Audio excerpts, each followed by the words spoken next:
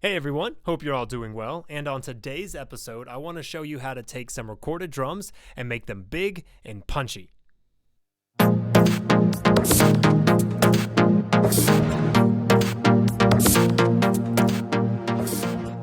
So what we have here are some drums that I recorded out of my home studio.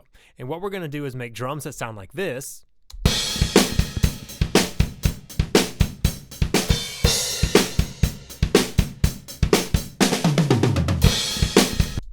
And make them sound like this.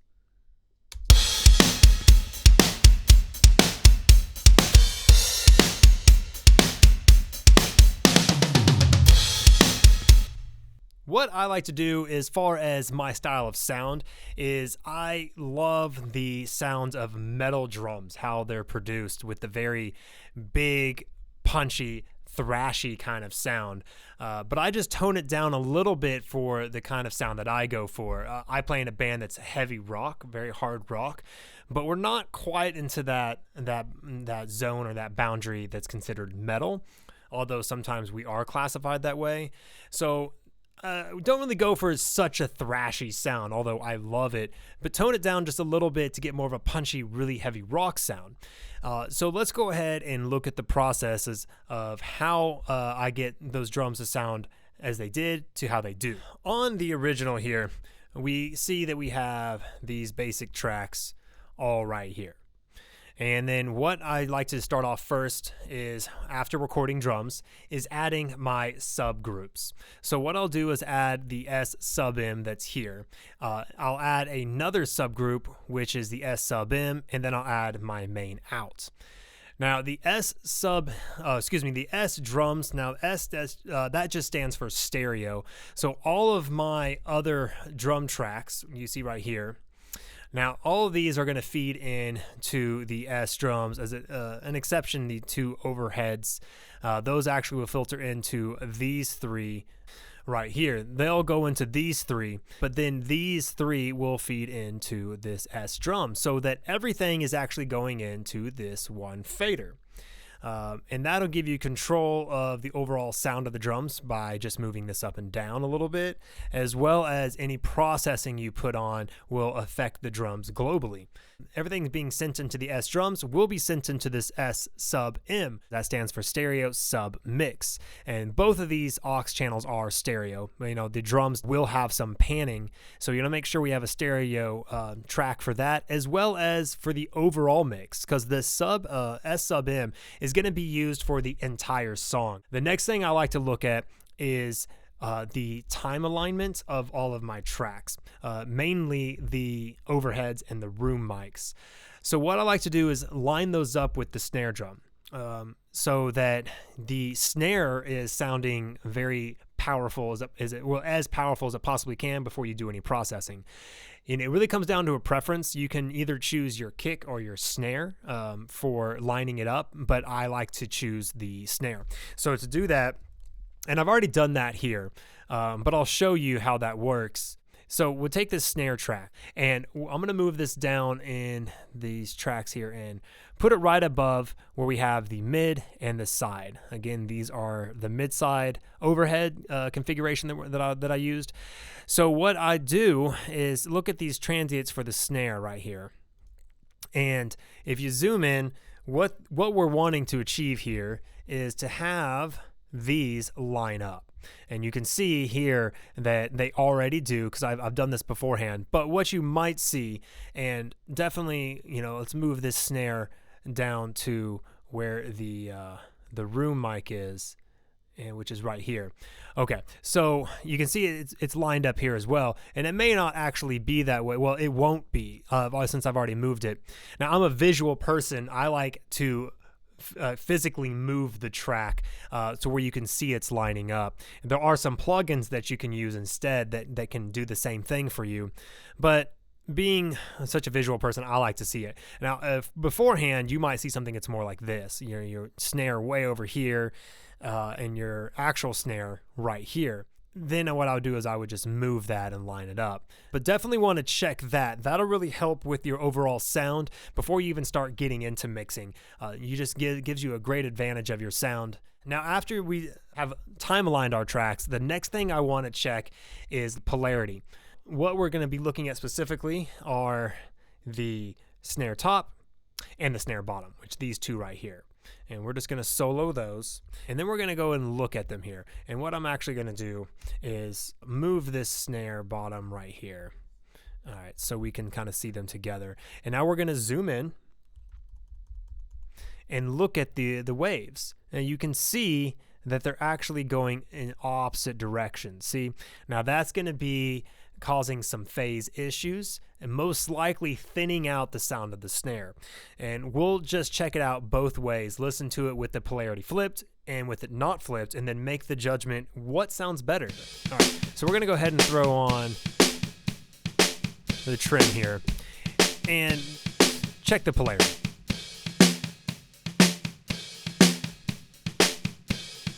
All right, with it off, with it on. You can already hear a big difference. Notice that when I flip the polarity here, it's actually bringing in a lot more of the body of that snare, and that's what I want. It sounds a lot more powerful and full. So I'm going to make the decision that that's what I think we should do is add that polarity flip, really help improve the sound of that snare. So first I'm going to start with my top-down mixing. I'm going to begin with this S drums track right here where all the drums are feeding into, and start to make some changes to the overall drums globally and start getting a mix from there. Start off with my EQ, pull out a few of those frequencies, boost a little bit. And then move on to the compression here. Add a little bit of makeup gain overall.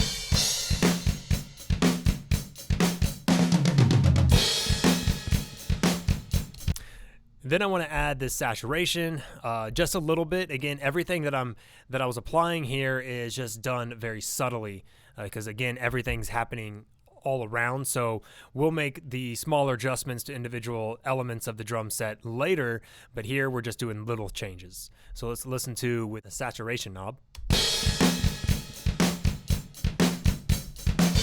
Brings just a little bit of life.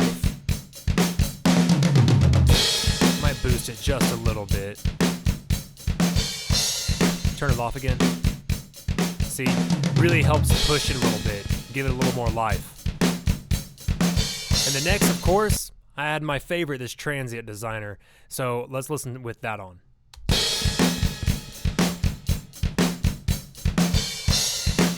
Mute it. Back on.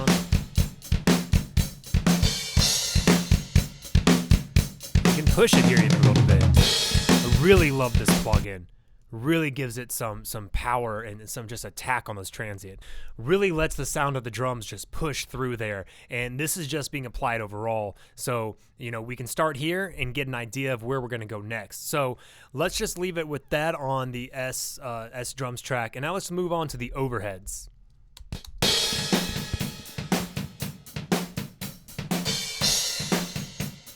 Start with the mid here.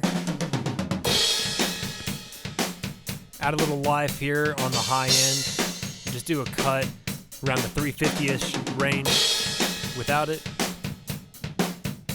Just makes it a little more crisp. And then I threw this transient designer on here.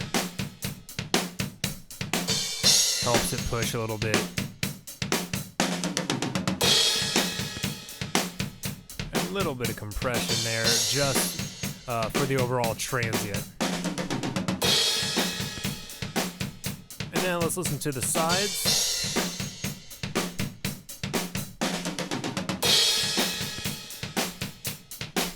That sounds better. And now for these two tracks right here, the instrument side and the instrument side inverted. So these are just, this is the side microphone that's being decoded by my mid-side configuration. So it's coming from this side, overhead side, which is right here, feeding into these two. So what I'm doing here is decoding it, sending one all the way to the left, panning the other one all the way to the right. And so every plugin I'm adding, I'm just copying it over so it has a really good balance with the sound. So everything's just duplicated here. So I'm going to turn them both on so we can get a listen to them as they are together as one track, really. And they're actually grouped together, so you can see they're on one fader, and that really helps with the mixing.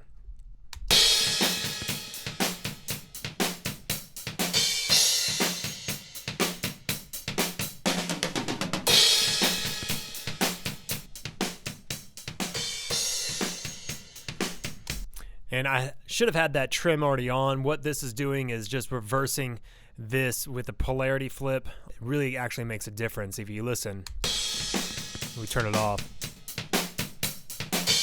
It just sounds like it's in the center, but when you turn it on, it pushes it out to the sides a little bit, makes it a little wider. And then our compression.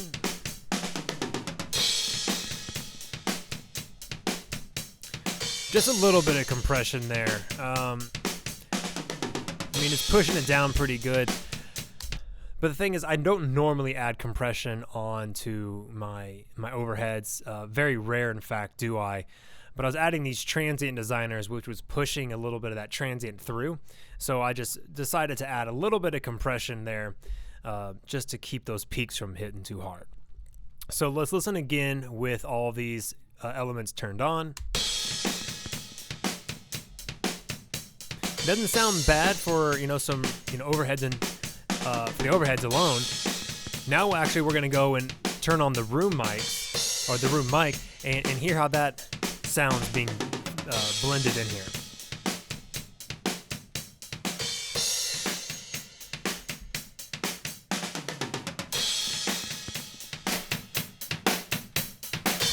And one thing on the room mic, as you can see with this compression right here, this compressor that I use, I have a makeup gain of 10.2 dB. Now, with the not with the overhead, but with the room mic, you just want to squash it. Put that level right here, and then bring up the smaller elements, really squashing it. But it really makes it sound bigger, more full. It's gonna give a lot more room and a lot more power to the sound of the drums. So always just squash it, push it really hard with a compressor on the room mic. So I will always use a compressor on the room mic. And then we'll use this transient designer. You can hear just the room right here. Let's turn off that transient. Just gives a lot of that snap back to that snare. And that's why I always want to line the snare up with all my tracks so you can really hear it there. And now let's just move on to the other elements of the drums. We're going to start off with the kick drum. Definitely want to have, the idea is what I'm going for here is kick with some low end, but also some really good punch from the attack. So let's just solo the kick. Okay, not really much to brag about on this kick sound. So, add in the Pro Q3. And it starts to add a little bit of that punch that I'm looking for. What I'm looking for as far as frequencies is do a high pass filter and start bringing that down, bringing it out. And then I wanted to boost in between 40 to 60, push that a little bit to get that low end, and then bring it down around 100 hertz. The 100 hertz is when you start adding your bass guitar. A lot of that's going to sit right there. So just going to kind of pull some of that out right now and have that 40 to 60 boost, which we had right here. And then just brought out some mids a little bit. And then around 2300 hertz, I wanted to bring in some of that brightness. So again, it sounds like this. And then with it off, not very exciting, but sounds better there. And then wanted to add a gate to get rid of some of that bleeding that we heard.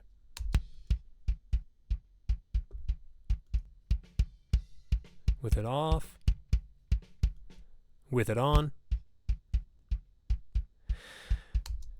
The amount of time you want it to hold open for the sound of that drum, what I'll do is zoom in here. on this transient, and then you can highlight it.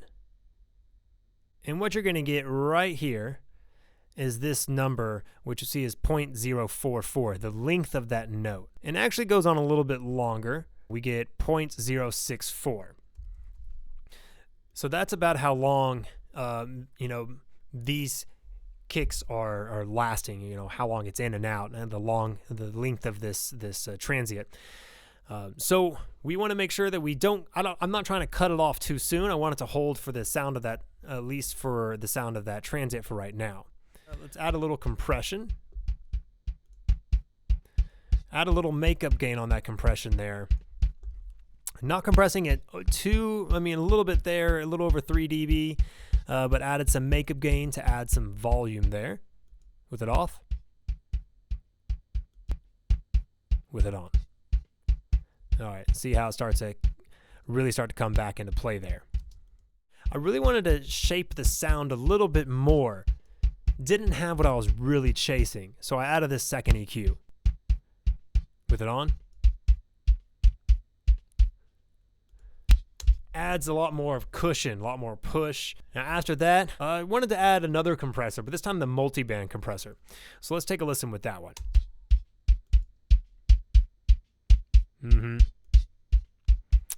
Brings in a lot of that punch again from the low end. I love this plugin right here. Now this plugin is a free plugin from Audio Assault. It's transient, real simple to use. Basically use this one knob right here, but it really helps shape the sound of the drum, of the attack of that note or that transient.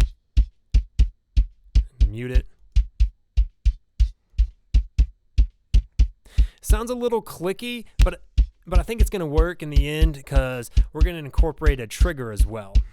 Now, last thing I wanted to throw on here was a little bit of saturation, not much. Now, this is another great free plugin made by SoftTube. Saturation, one knob, real easy to use. You have some different settings here that you can choose from. I've only really messed with the neutral for right now, but just adding a little bit helps bring in sound. I don't normally use a lot of saturation on individual tracks. I mean, if I need to, I will, but I try to avoid it unless I feel like it needs it. Let's just go ahead and pull that in here. With it off. Very subtle. You turn it up, starts distorting it, so we don't want much. Just a little bit. Just a little bit of coloration there. Not much, just a little bit to go with there. Okay, now that I got the live kick sounding a little bit more of how I want the kick to sound, I really wanted more of the attack of the high end of that kick drum, and I use a trigger for that. I use a sample using Stephen Slate's trigger. Some of their samples are just fantastic. They have some that I really like and really have some punchy sound, a lot of that high end that I want to use. So I just use it in addition to the live kick that we have and just really start to shape it a little bit more. So let's go ahead and throw on that trigger here.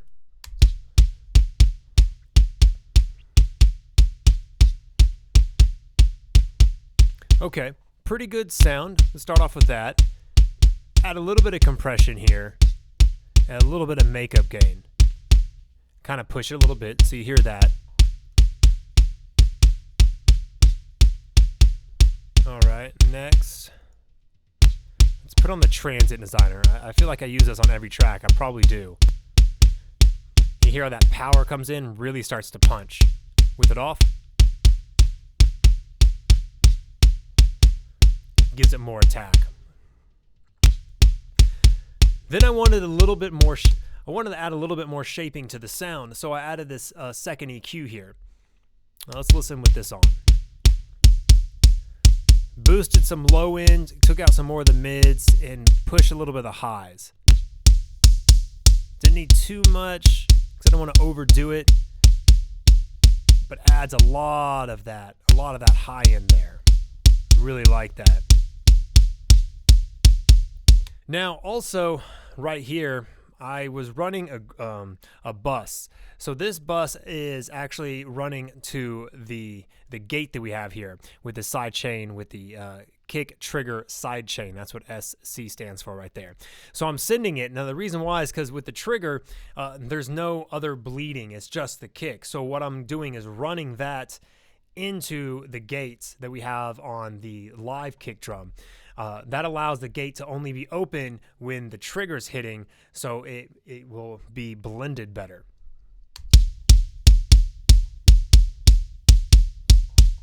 All right, so now that I had these two kick drums, I want to treat them as one kick drum now, since I'm mixing these two sounds together. So what I did is add right here this S kick track. So I have these two running into the S kick, and I wanted to shape the sound just a little bit more, so let's take a listen with that on. All right, push a little bit, cut a little bit, took out some of the low mids here, and push a little on the high. And I didn't want to do too much because it is affecting both tracks. But you hear how that's a lot more punchy. It's really getting closer to what it is that I was wanting. And then I threw my transient designer on here. Might push out a little more. Not too much. A little back a little bit. Without it, still has got a lot of slap to it. Now it's just a little bit more chiseled. Love it. So now let's move on to the snare. All right. Little EQ, got rid of some of those lows. I really boosted the highs there. I wanted to really get a lot more of that attack, which I like from the snare as well. Without it, sounds a lot more clean. All right, now let's add the gate. Get rid of some of that bleeding there. But still, it's just not enough, you know, needs some more, so add a little compression with some makeup gain.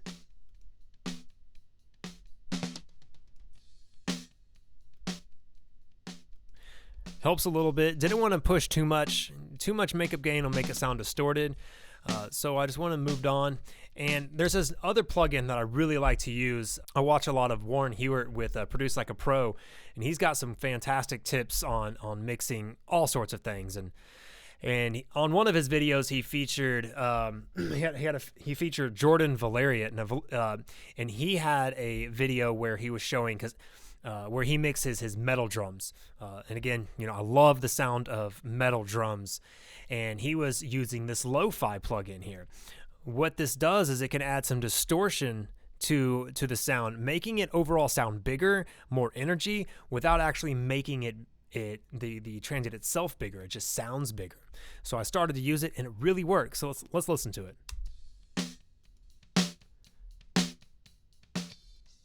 With it off, on.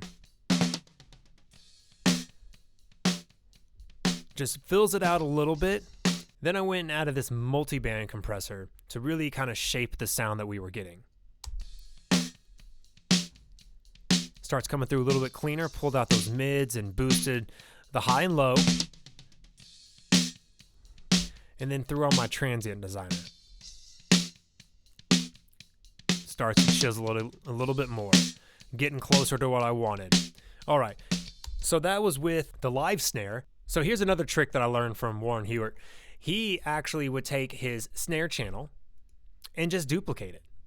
And right here, duplicate that channel. Now that's what I did right here with this snare top low. And then actually what I've done is dropped the whole snare channel, or the snare track here, 1 octave. So let's take a look. And you see I dropped it right here.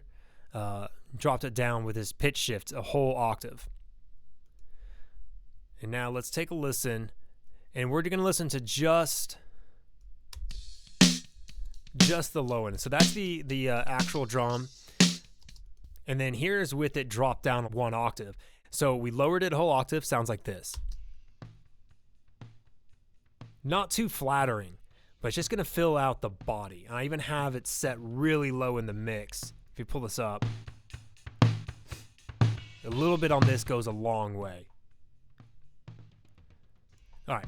So what I did first, add some EQ.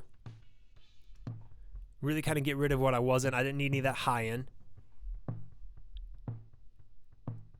Okay. Added my gate.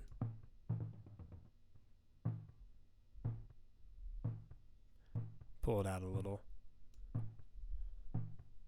All right. Add some compression. I really pushed it here, an extra 9.3 dB of makeup gain.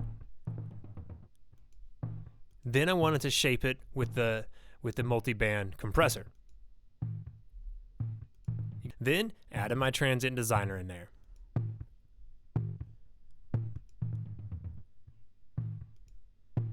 Just makes it a little more clean, a little more polished. All right, so it's added in. Get rid of it. And at first you might think, I don't like it.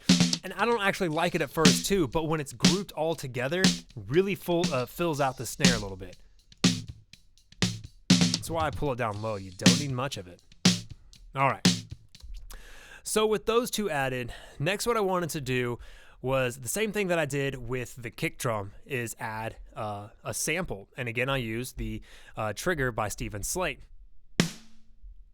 Okay. It's getting definitely just by itself right here. And I have 3 snares. So we have the AC snare, we have the black snare, and the Dan snare. I like the Dan snare because that's my name. So we got this one, sounds like the AC snare, sounds like that, black snare, and the Dan snare. And I have them all blended here to get this sound. All right. Now I wanted to shape it just a little bit. Just a little bit there. Boost that high end. Add my compression. Little makeup gain there. And of course my transient designer.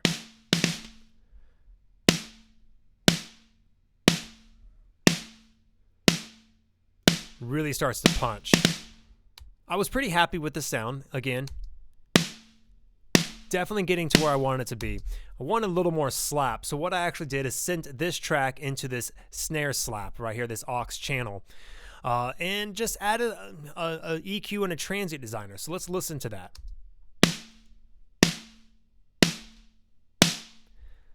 Just kind of push it through, get a little rid of a little of that low end, some of that muddiness that we had. And then threw on my transient designer. Really starts to punch. All right, now these 3 together.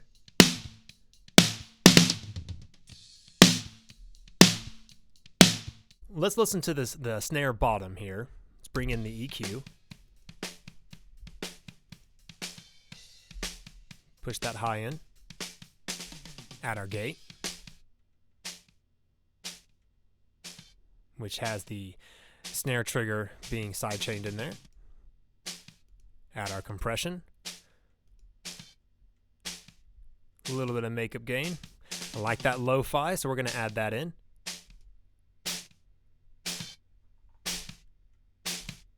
Okay. All right, so let's listen to all those elements of the snare starting to come together, right? Well, now I did the same thing that I did with the kick. I had all of those, all of these snare tracks here. I want to treat them as one whole sound blended together. So I sent everything into this S snare track, this aux channel. And let's listen to it with everything coming through. Now, I was pretty happy with the sound here. I didn't really want to EQ it off the bat. So I added this Pro C2 compressor here by FabFilter. I just wanted to catch those top end peaks. Let's add our EQ. Just a little EQ. Didn't want to change the sound too much. Threw on another transient designer. All right, let's add our kick back in.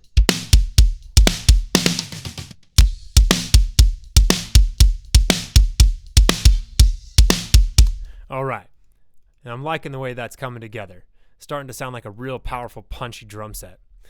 Now, let's move on to the hi-hat here, which I have it panned pretty hard over here to the left, not all the way. Real brittle sounding. So let's clean that up with this EQ. Gets rid of some of that extra low end bleeding. And a gate to help with that.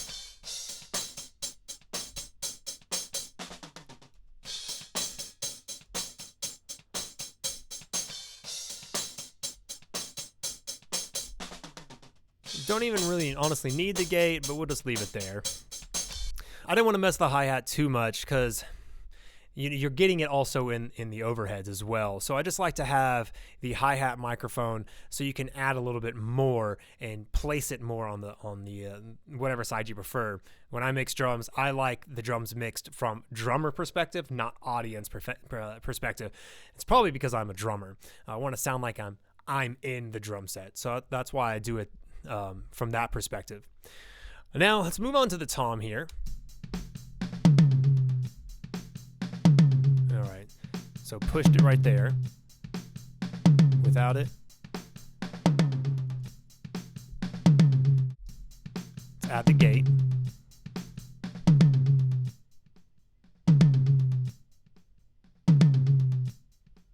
All right, a little compression.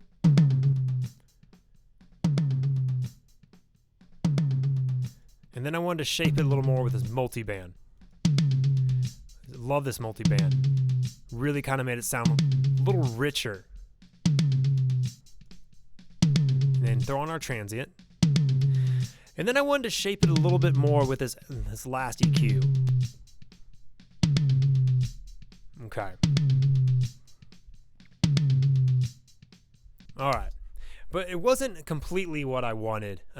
So I ended up printing this track into this Tom 1 trigger printed track. So I went ahead and threw on another sample with the Steven Slate trigger to get a little more of that punch. I wanted to use the live drum for the low end and get that punch again. So let's listen to it with this trigger on here. All right. Wanted to shape it just a little bit. And it had a lot of that awful sound right there. Didn't like it. All right. So listen to them together. All right. So moving on to Tom 2.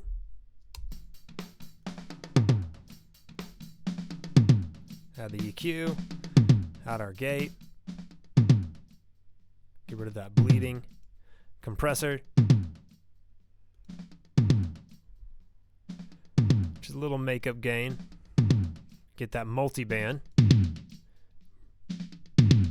I really like how it starts to come together with that multi-band.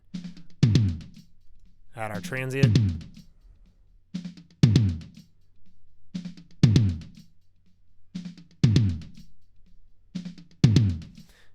Throw another EQ on to polish it off.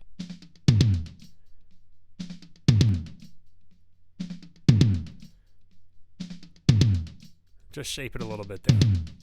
Same thing. Let's go ahead and add that trigger in.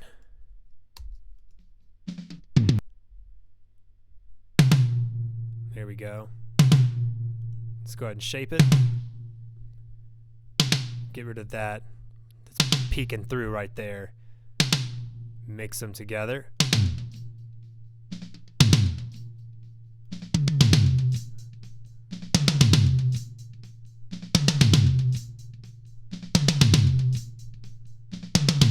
All right. And then let's move on to Tom 3, the live drum.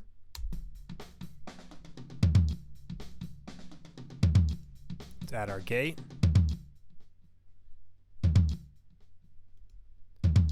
Add our compressor. Little makeup gain there. Go with that multi-band. Starts to cushion it. Sounds a lot more cushy low end. I'm starting to like that.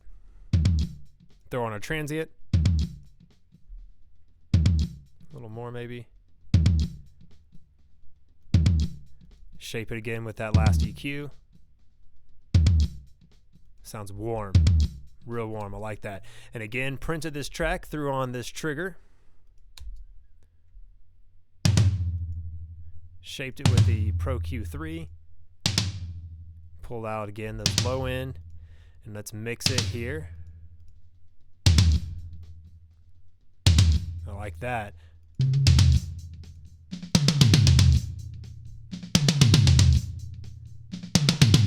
All right, let's listen to everything.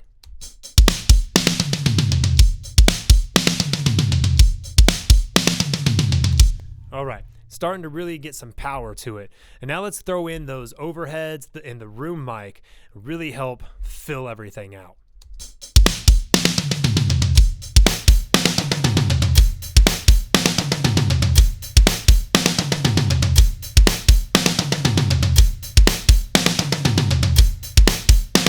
Okay. So really starting to sound pretty good. Now, one other thing that I did here is add an extra track here with this room. And I wanted to send to this room too, which is just another aux channel. Now, everything's feeding into the S drums right here. And then I wanted to send the S drums into another room. This is just giving it a little bit more sound with a little bit of reverb added on. Turn it off.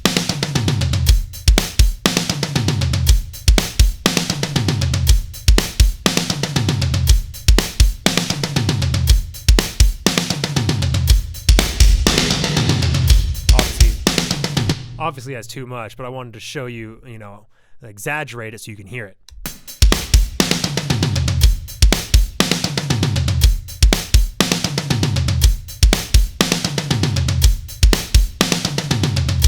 Just adds a little bit more depth. I didn't want to overdo it and just give it some more fullness. Okay, now next with the with the S drums, I wanted to add my parallel compression. Everything's starting to sound pretty good. I just wanted to push it overall. So what I do to do that is I'll actually just duplicate my S drums, and then that gives me this track that I just retitled to Drums PC for parallel compression. So what you can do here is just add this in just a little bit and a little bit of compressor here. Use the Pro C2, and you can hear how it makes it full.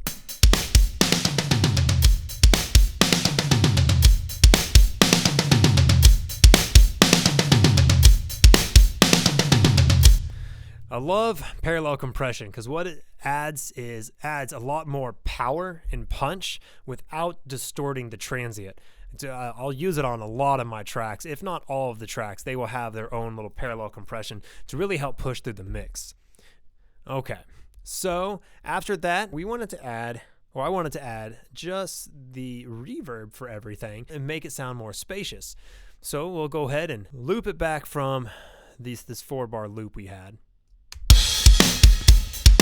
Start adding back in those the reverb.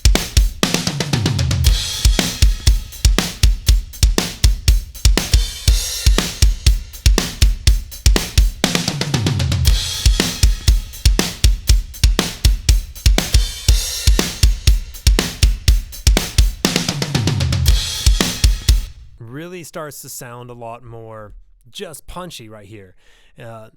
Gives us a real good sound, like a real good powerful punchy sound. One more time.